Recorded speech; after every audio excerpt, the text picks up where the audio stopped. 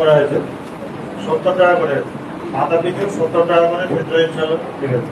দেশীয় দিতে পারে ন্যূনতম 70 টাকার জন্য ক্ষেত্রে।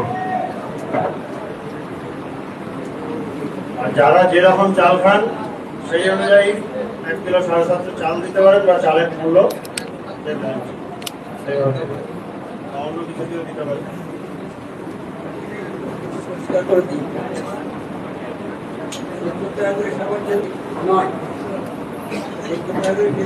সবার জন্য নয়। আমি যদি 70 টাকা দামের চাল খাই, 40 টাকা দামের চাল খাই, সেই হিসেবে 1 কেজি 750 চালের দাম দেওয়া হয় 70 টাকা, সেইভাবে ধরা হয়েছে কমন, এটা সাধারণ মানুষের টাকা। আর যারা 100 টাকা দামের চাল খায় তারা ভেতরে যদি 70 টাকা দেয় তাহলে হলো না, আদায় হলো না। হ্যাঁ, আরো বুঝে নেন। সেই যদি কেউ 200 টাকা দামের চাল খায় ভালো, তাই সেই অনুপাতটা 1 কেজি সাথে চালের দাম হবে সেই তার জন্য ভেতরে সবার জন্য 70 টাকা নয়। কিন্তু আর কেউ যদি পিস দিয়ে ফেলতে চায় তাহলে অনেক দাম হবে, সেইভাবে দেবে। সাধারণ মানুষ যারা আমরা বিশেষ স্তরের লোক, যারা আমরা এই 40 টাকা 50 টাকা চাল খাই, তাদের জন্য এটা 70 টাকা করে। আল্লাহ যেন আমাদের সবাইকে বিবেচনা করে কাজ করার তৌফিকটা দেয়। বিবেচনা না করে বিবেক যদি না আমরা খাটাই, বিবেক যদি জলাঞ্জলি দিই, রোজাও জলাঞ্জলি হয়ে যাবে। আমার যে লাভের জন্য বাঁচাতে গিয়ে 70 টাকার ক্ষেত্রে ডিক্লেয়ার হয় 70 টাকা করতে, কিন্তু না, যে যেমন লোক তার সেই রকম ক্ষেত্রে হবে। কাজে আমরা ওখানে একদম ক্ষমতা করবো, বরং আরো বেশি করে দেবো, বেশি করে দেবো। দান করা, হ্যাঁ, একটা খেজুর দান করলে কি হবে? বহুত পরের সময় যদি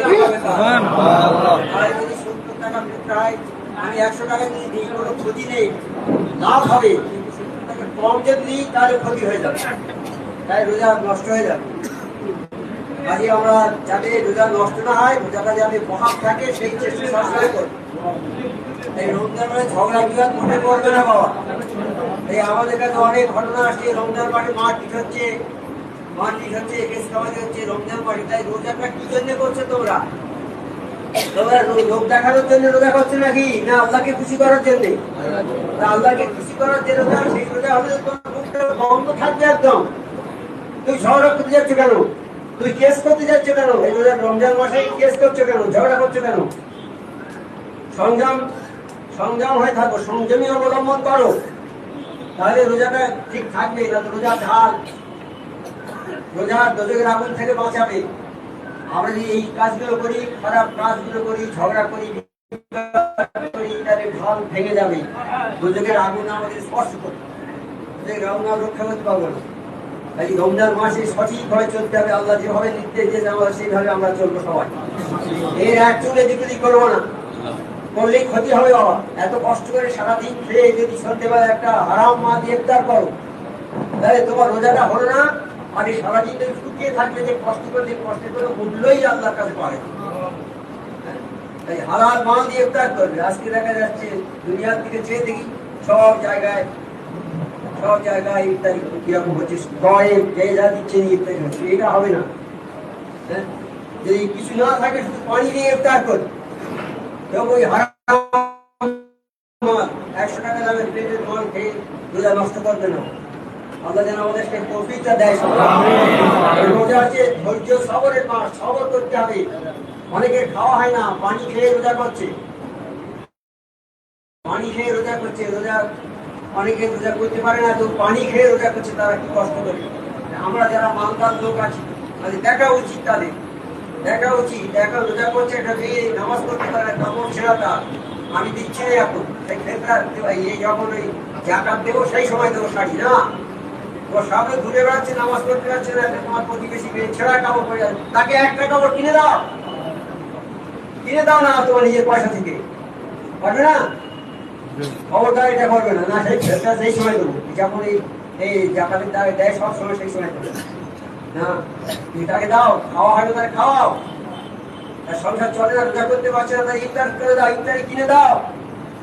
তার চাল নেই রাখতে, তা দেখো, তুমি খবর দাও তোমার প্রতিবেশী রোজা করতে পারছি না, খবর দাও, খবর নিয়ে গাড়ি টাকা থেকে তাকে সাহায্য করো। এইগুলো করো বাবা, তবে তোমার রোজাটা কায়েম হবে, নষ্ট হবে না, তোমার রোজা নষ্ট হয়ে যাবে। তুমি খেয়ে পেট মোটা করে শুয়ে থাকে তলার উপরে, আর গরিব মানুষ পুড়ে ঘরে পড়ে কাতরাবে, রাত্রে খাওয়া হবে না, তুমি আল্লাহর কাছে সেই লজ্জা পাবে না, তোমার নাম আল্লাহ লিস্ট থেকে কেটে দেবে। তুমি মুমিন বান্দার দলে গিয়েছো, নাম হয়েছে মুমিন বান্দা, তুমি রোজা করেছো, হজ করেছো, যাকাত দিয়েছো, দান খয়রাত করেছো, কোটি কোটি টাকা ব্যয় করেছো, তোমার আল্লাহ খুশি হয়ে তোমার নাম মুমিন বান্দার দরবারে নাম লিখে নিয়েছে। এইবার তুই যখনই ওই একটা কাজ তোমার দ্বারা হয়ে গেল, তোমার প্রতিবেশী একজনের খাওয়া হলো না, রাত্রে না খেয়ে থাকলো, আর তুমি খেয়ে শুয়ে থাকলে, আল্লাহ তোমার ওই নাম কেটে দেবে, ওই জায়গায় বসিয়ে দেবে যে না তুমি মোমেন নাও, তোমার পরিচয় মোমেন নাও।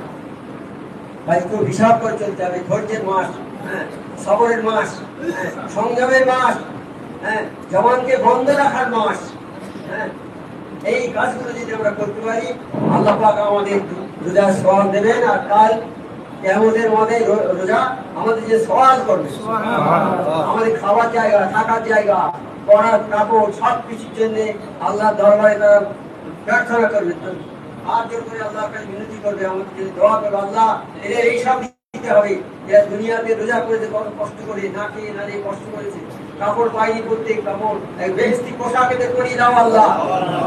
এই রোজা আমাদের জন্য সাহায্য করবে, কালাম পাক সাহায্য করবে, আমাদের কালাম পাক করি রোজার মাসে, কালাম পাক দিয়ে সাহায্য করবে আল্লাহর কাছে আমাদের জন্য। হজে আছে যা আছে, কাবা শরীফ তাদের সবার জন্য সাহায্য করবে, হ্যাঁ, যারা হজে গিয়েছে কাবা শরীফ খুব সুসজ্জিত ভাবে কিয়ামতের ময়দানে আসবে। যারা হাজিরা তারা ওই যেমন কাবা শরীফের দোয়া করেছিল, ঘুরতে ঘুরতে কাবা শরীফের ভেতরে ঢুকে সবাই জান্নাতে চলে যাবে। তাহলে আল্লাহ আমাদের কত নিয়ামত দেখেছে, ঠিক আছে, আল্লাহ নিয়ামত গুণে শেষ করা যাবে না। সারা পৃথিবীর পানি যদি কালি হয়ে যায়, আর সারা পৃথিবীর যত গাছপালা আছে যদি সব পাতা হয়ে যায়, খাতা হয়ে যায়, আল্লাহর গুণগান শেষ করা যাবে না লিখে, আল্লাহর মহত্ব গুণে আর আল্লাহ দয়া যে কত সেটা লিখে শেষ করা যাবে না। সমুদ্রের পানি শেষ হয়ে যাবে, কিন্তু আল্লাহর গুণাবলী লিখে শেষ করা যাবে না। আল্লাহ যেন আমাদের আল্লাহর হুকুম মতো, যে আমার নবী প্রশাসন হুকুম মতো এবং তোমার মুর্শিদের হুকুম মতো এই 30টা রোজা সম্পাদন করতে পারি, আল্লাহ আমাদের সবাইকে